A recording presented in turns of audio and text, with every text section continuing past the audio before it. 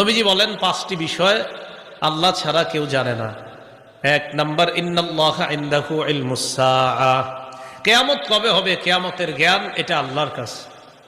2 number, ওয়াইনাজ্জিলুল গায়স, বৃষ্টি কখন কি পরিমাণ হবে এটা আল্লাহ জানেন। 3 নাম্বার, ওয়ায়ালামু মা ফিল আরহাম, পেটের সন্তান ছেলে হবে না মেয়ে হবে এটা আল্লাহ জানেন। তা আলট্রাসোনোগ্রামে যে ধরা হয় ছেলে না মেয়ে, এটা হলো সন্তানের রূপ আসার পরে। রূপ আসার আগে এটা ছেলে না মেয়ে হবে এটা কে জানেন? ওয়ামা তাদরি নাফসুম মাযা তাকসিবু গাদা, আগামীকাল তুমি কি উপার্জন করবে, কোন মানুষ কি কামাই করবে এটা জানে আল্লাহ, এটা কেউ জানে না, এটা আল্লাহ জানে।